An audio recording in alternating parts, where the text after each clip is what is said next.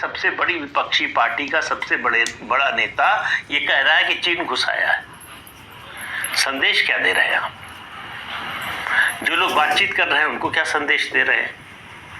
अंतर्राष्ट्रीय समुदाय जो सुन रहा है उसको क्या संदेश दे रहे हैं? आप भारत का पक्ष कमजोर कर रहे हैं, मजबूत कर रहे हैं। और राहुल गांधी और कांग्रेस पार्टी को कोई पता नहीं क्यों नहीं समझाता कि कश्मीर और लद्दाख के बारे में जितना बोलेंगे उतना गिरते जाएंगे। उनका अतीत, उनके परिवार का और उनकी पार्टी का और सरकार का जो अतीत है वो एक तरह से काला इतिहास है। सिर्फ एक बात, 1947 में जब हम आजाद हुए तो चीन हमारा पड़ोसी नहीं था, तिब्बत हमारा पड़ोसी था। तिब्बत पर कब्जा होने दिया भारत ने। भारत चाहता तो इसे रोक सकता था। तिब्बत में हमारा उस समय राजदूत होता था।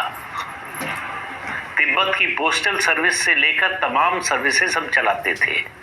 तिब्बत और हमारे बीच में बहुत अच्छा व्यापार का संबंध था। उसके अलावा सांस्कृतिक संबंध थे। और सरदार पटेल ने 1950 की वो चिट्ठी जरूर उनकी पढ़ी होगी, दिसंबर 1950 की, जो उन्होंने जवाहरलाल नेहरू को लिखी थी और कहा था कि कैसे चीन जो है कब्जा कर रहा है तिब्बत पर, चीन के धोखे में मत आइए। उन्होंने यहाँ तक कहा कि भारत का जो राजदूत है चीन में वो मिला हुआ है चीनियों से, वो उन्हीं की बातों के आधार पर रिपोर्ट भेज रहा है, जो कि गलत है। ऐसे व्यक्ति को वहां नहीं होना चाहिए। नेहरू ने एक नहीं सुना।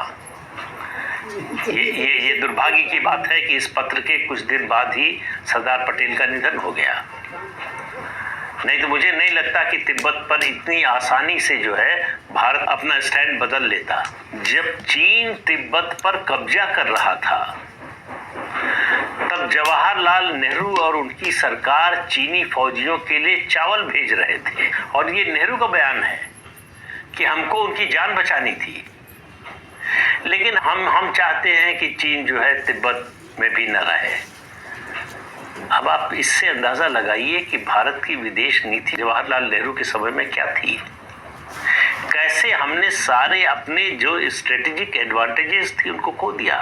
आप कल्पना कीजिए कि आज अगर चीन हमारा पड़ोसी ना होता, चीन से हमारी सीमा न लग रही होती, तो कितना बड़ा अंतर होता हमारे व्यापार में, हमारी रक्षा तैयारी में, हमारी सुरक्षा के लिए, हमारे देश के विकास के लिए।